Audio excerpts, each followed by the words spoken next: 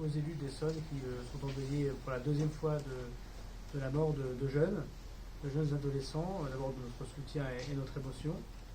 Leur dire que dès ce soir, j'ai demandé à une centaine de policiers et gendarmes supplémentaires de venir dans le département, une soixantaine ici, à Dourdan, puis une trentaine dans le lieu qui a connu un deuxième drame, pour que les choses puissent s'apaiser, qu'il ne puisse pas y avoir de répliques ou de confrontations nouvelles, et de préparer la rentrée scolaire dans la plus grande sécurité. J'ai échangé avec M. le ministre de l'Éducation nationale, Jean-Michel Blanquer, cet après-midi, et nous avons convenu que nous réunirons les préfets d'Île-de-France en fin de semaine, puisque ces phénomènes de rixes, de bandes, on l'a vu après l'affaire Youri, se multiplient surtout en Île-de-France, pour essayer, à la fois sur la rentrée scolaire, mais aussi pour des raisons éducatives, de prévention et de sécurité, de travailler à une amélioration de ce que nous pouvons faire sur des très jeunes enfants, puisqu'ils ont entre 12 et 16 ans. Et en remerciant d'ailleurs les services de police d'être intervenus et de gendarmerie dans un temps record, puisqu'il y a eu 2 fois 6 interpellations, si les informations sont bonnes, dans ces 2 affaires. Aujourd'hui, le défi que nous devons, c'est un défi d'abord, bien sûr, de sécurité, pour lutter contre ces rixes, ces bandes, qui se multiplient, éviter l'année terrible de 2016 où il y a eu jusqu'à 9 décès de jeunes dans ces confrontations de bandes. Ça avait plutôt tendance à baisser, mais nous voyons que des terribles faits d'actualité nous rappellent que c'est toujours très présent, du fait notamment du mimétisme des réseaux sociaux, que nous devons évidemment prendre en compte, et des messageries cryptées que nous n'arrivons pas toujours à obtenir, puisque la loi ne nous permet pas d'intervenir sur ces messageries, et qui explique une grande partie aussi des difficultés que nous avons dans les services de renseignement, dans les services de police et de gendarmerie. Et puis bien sûr, redire qu'avec les autorités d'État, avec les collectivités, c'est aussi le rôle parental qui est important, puisque quand on a des enfants de 13 ou 14 ans qui ont déjà parfois connu d'ailleurs des méfaits avec la police ou la gendarmerie, c'est bien sûr l'autorité des parents qu'il faut remettre en avant, et redire évidemment à quel point, avec l'éducation nationale, avec les collectivités locales, nous devons continuer à faire société ensemble et à rappeler un certain nombre d'actions que nous mettons. Comment expliquez-vous l'explosion des chiffres sur les rixes, en particulier en Île-de-France et dans l'Essonne? Alors, il y a une explosion des rencontres, si j'ose dire, violentes entre bandes ou entre groupes de jeunes. Nous ne connaissons pas les terribles chiffres des années 2015-2016, mais nous devons tout faire pour les éviter, puisqu'il y a déjà eu 2 décès en ce début depuis l'année 2020, plus l'affaire Youri qui a choqué légitimement tous les Français. Je l'ai dit, les réseaux sociaux et leur mimétisme dans la confrontation, on verra la procureure de la République a eu l'occasion de s'exprimer, elle s'exprimera sur les enquêtes, je ne vais pas le faire, mais contribue souvent, c'est ce que je vois de mon poste de ministre de l'Intérieur, à ces confrontations, à cette montée de violence mimétique. Les messageries, WhatsApp, Telegram, qui permettent d'échapper à la surveillance habituelle des services de police et de gendarmerie. Et puis, on le voit bien, des lignes de transport en commun aussi, qui sont parfois le lieu de rencontre. Alors, la vidéosurveillance aide beaucoup, c'était notamment le cas dans une des 2 affaires pour être rapidement sur les lieux et interpeller les personnes. Et puis peut-être aussi, il nous faut le dire collectivement, une meilleure organisation des services publics avec les parents, une meilleure responsabilisation des parents, c'est vrai, et puis une meilleure responsabilisation des services publics. Le préfet d'Essonne évoquait depuis cet été notamment le drame qui s'est passé à Massy, une amélioration notamment dans ce territoire parce que les acteurs se sont davantage parlé, ont utilisé les nouvelles technologies pour se parler, ont fait davantage de prévention. Il faut généraliser ces bonnes pratiques très rapidement. C'est pour ça que je réunirai les préfets d'Île-de-France, puisque c'est bien en Île-de-France que 90% de ces combats entre les jeunes adolescents existent et parfois se terminent très dramatiquement.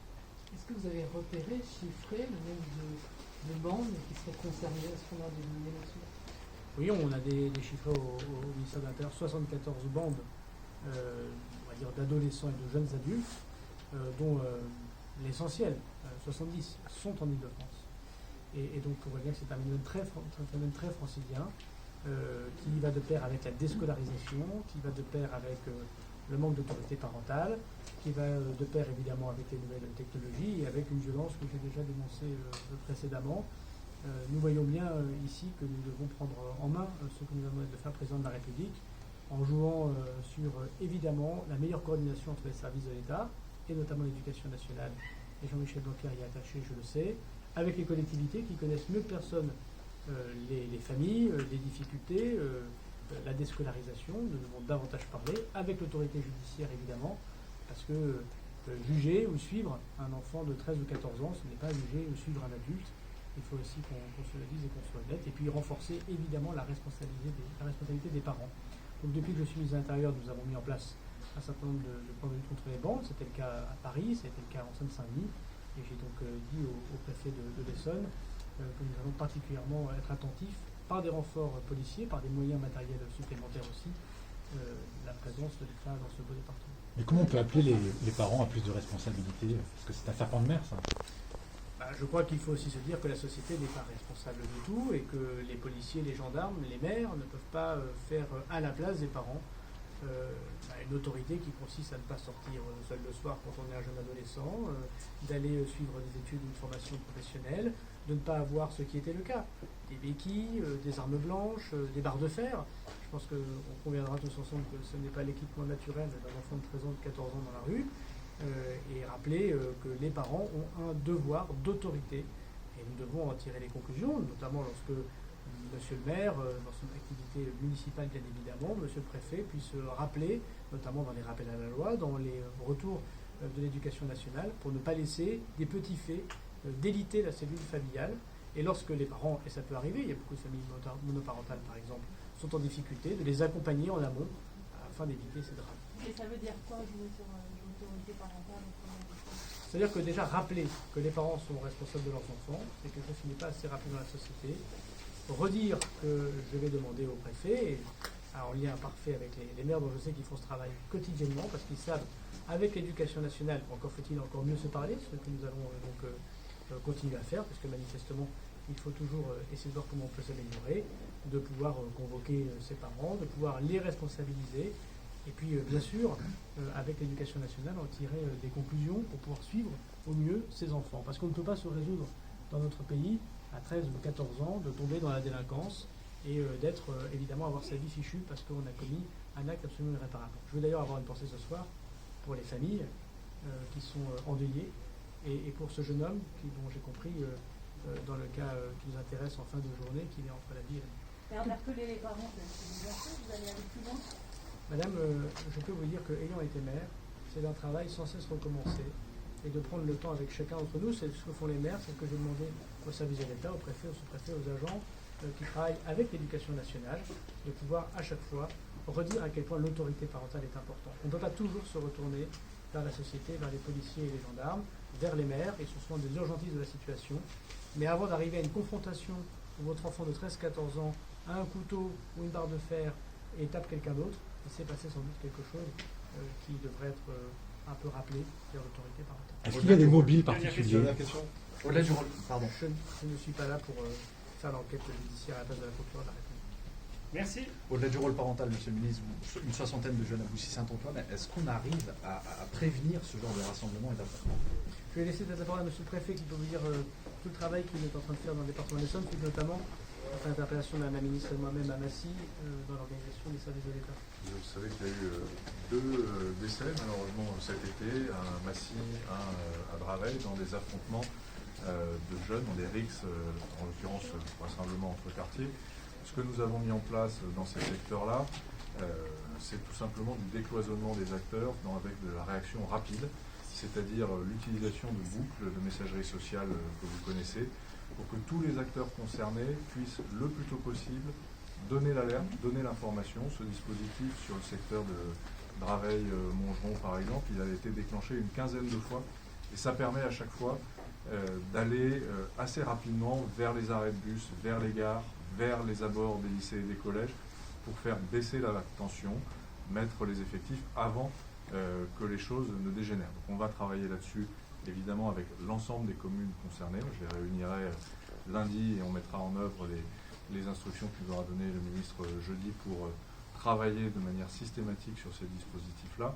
L'important, c'est de décloisonner et de travailler sur une géographie qui n'est pas la géographie administrative classique, qui est la géographie de la carte scolaire et des lignes de transport, parce que c'est dans les collèges, même en période hors scolaire, on l'a vu hier, c'est autour des lignes de transport que se nouent ces affrontements-là. Donc c'est sur cette carte-là qu'il faut travailler, qu'il faut réunir les acteurs dans ces boucles de réaction rapide. Les trafics de drogue, on l'entend, été l'écho de ces rixes, de ces violences entre bandes. Est-ce que c'est toujours le cas aujourd'hui? On a le sentiment qu'il y a peut-être autre chose.